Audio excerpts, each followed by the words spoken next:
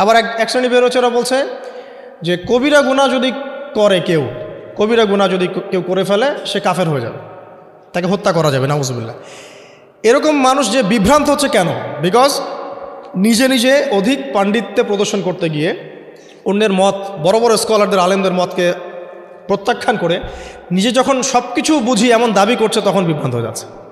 এই কারণেই পূর্ববর্তী রিনাউন্ড উলামায়ে কেরাম যারা আছেন, ইমাম, ফকিহ, মুস্তাহিদ যারা আছেন, তাদের রায়গুলো এত ইম্পর্টেন্ট। এই কারণে তারা গবেষণা করে উম্মাকে 100 বছর এগিয়ে দিয়েছেন।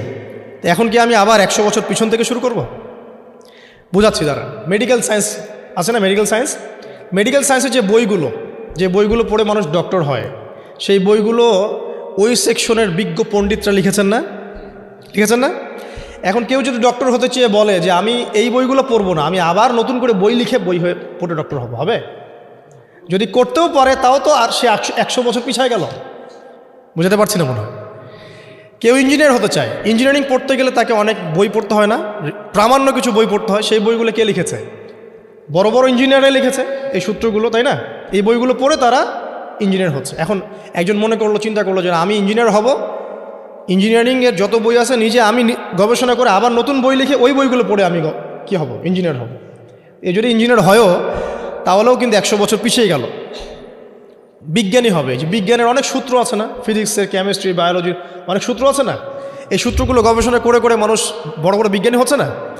এখন কেউ যদি চিন্তা করে না আমি নতুন করে সব তত্ত্বগুলো আবার আবিষ্কার করব, করে প্রামাণ্য বই লিখব, সেই বই পড়ে নিয়ে আমি আবার বিজ্ঞানী হব, কত বড় বোকা, চিন্তা করেছেন? তো এখন বিষয়টা হচ্ছে যারা 100 বছর এগিয়ে দিয়েছেন উম্মাকে, নতুন করে আবার 100 বছর পিছন থেকে শুরু করার কোনো মানে নাই। হ্যাঁ, এখন কি করতে হবে? যদি এমন নতুন নতুন কিছু মাসআলা বের হয় যেগুলো কোরআন সুন্নাহর সাথে সরাসরি পাওয়া যাচ্ছে না, তখন আপনি কি করবেন? আলেম ওলামাদের ইজতিহাদের আশ্রয় নেবেন। দেখবেন, আপনি যাচাই করে দেখবেন যে এই মাসআলাটা কোন কোন আলেম কিভাবে রায় দিচ্ছেন। তারপর আপনার বিবেক আছে, আপনার বুদ্ধি আছে, আপনাকে আল্লাহ পাক ইলম দিয়েছেন, কোরআন সুন্নাহ গবেষণা করে আপনি একটা ফতোয়ায়। তো যেটা বলছিলাম, শর্ট করে বলি যে আল্লাহ পাক আমাদেরকে পৃথিবীতে নামিয়ে দিয়ে এতিম ছেড়ে দেন নাই। কোরআন সুন্নাহ দিয়েছেন, একটা রোল মডেলও দিয়েছেন। কোরআন সুন্নাহ নাজিল করেছেন, এটা দিয়ে ইসলামকে পরিপূর্ণ করেছেন, ঢোকানোর বের করার কোনো সুযোগ নাই। একই সাথে আল্লাহ পাক রাসূল সাল্লাল্লাহু আলাইহি ওয়াসাল্লামের আদর্শ সামনে রেখেছেন, এটাকে ফলো করে আপনাকে কোরআন সুন্নাহ মানতে হবে। এখন নবী নাই, সাহাবী নাই, তাবিঈ তারা নাই, কিন্তু তাদের উত্তরসূরি ওলামায়ে কেরাম তো আছে, মুস্তাহিদ কেরাম আছেন, মুফাসসিররা আছেন, মুহাদ্দিসরা আছেন। তাদের রায়গুলো মেনে আপনাকে দিন ফলো করতে হবে।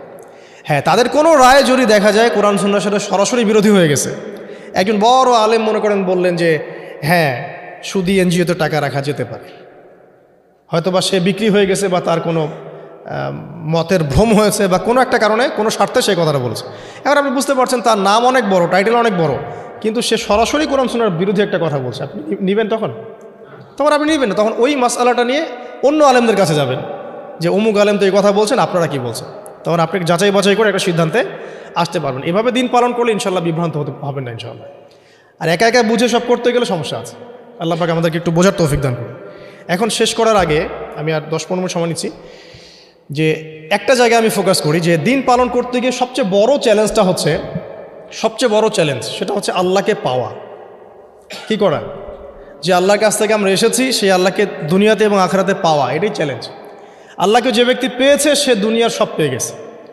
আল্লাহকে যে পায় নাই সে আসলে কিছুই পায় নাই, ইহকাল পরকালের কিছুই পায়নি। এখন আমরা